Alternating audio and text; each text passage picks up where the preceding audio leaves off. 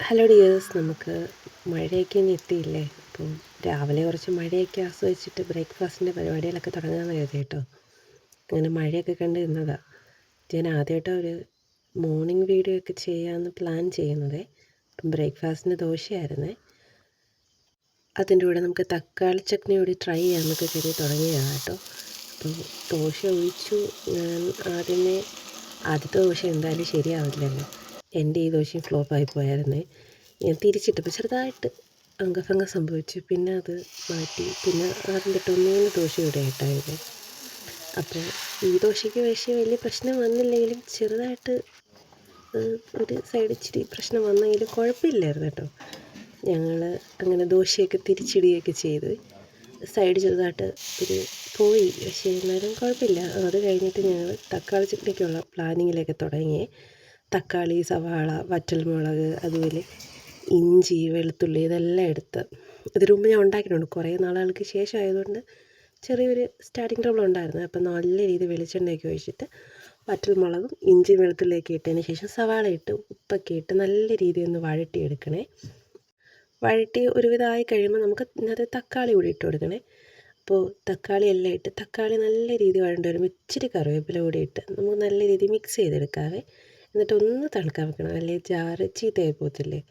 അങ്ങനെ നമ്മൾ തണുത്ത് കഴിഞ്ഞിട്ട് നല്ല രീതിയിൽ അടിച്ചെടുക്കുന്നതിന് മുമ്പ് ഇച്ചിരി മല്ലിയിലയും പുതിനയിലയും കേട്ടോ അതും ആഡ് ചെയ്തിട്ട് അടിച്ചെടുക്കണം. അത് കഴിഞ്ഞ് നമുക്ക് ആ പാനിൽ തന്നെ ഇച്ചിരി എണ്ണ ഒഴിച്ച് അതുപോലെ കടുക് പൊട്ടിച്ച് കുറച്ച് ജീരകം കൂടി ആഡ് ചെയ്യണേ. അപ്പോഴേ ഒരു വേറെ ഫ്ലേവർ കിട്ടും ജീരകത്തിൻ്റെയും കൂടി. അതിനുശേഷം കുറച്ച് വെളുത്തുള്ളി, വറ്റൽമുളക്, കുറച്ച് ഇച്ചിരി കടുക് വറുക്കത്തില്ലേ, അത് കഴിഞ്ഞാൽ അതൊന്ന് തിളച്ച് വരുമ്പോഴത്തേക്കിനകത്ത് ആവശ്യത്തിന് വെള്ളം കൂടി ആഡ് ചെയ്ത് കൊടുക്കണേ. ആഡ് ചെയ്ത് അത് നല്ല രീതിയിൽ മിക്സ് ചെയ്തിട്ട് പിന്നെ തിള വരുന്നിടം വരെ വെയിറ്റ് ചെയ്യണം. അപ്പോൾ നമുക്ക് ഇച്ചിരി തിളച്ച് കഴിഞ്ഞാൽ പിന്നെ കേടാവാതിരിക്കും കുറേ നേരമേ. പിന്നെ ഒരു ഇച്ചിരി പഞ്ചസാര കൂടി ആഡ് ചെയ്യും, ഒരു ടേസ്റ്റ് ബാലൻസ് ചെയ്യാനായിട്ടേ. തക്കാളി ചട്നിക്ക് നല്ല മധുരവും പുളിയും എരിയും എല്ലാം കൂടെ ഉള്ളതാണല്ലോ ഒരു ടേസ്റ്റ്. അത് നമുക്ക് എന്നിട്ട് ഞാൻ മാധവന് വേണ്ടി എടുത്തതാണ്. മാധവൻ രാവിലെ അംഗനവാടി പോകാൻ വേണ്ടി ഒരുപാട് നിർബന്ധിക്കണം കഴിക്കണമെങ്കിൽ.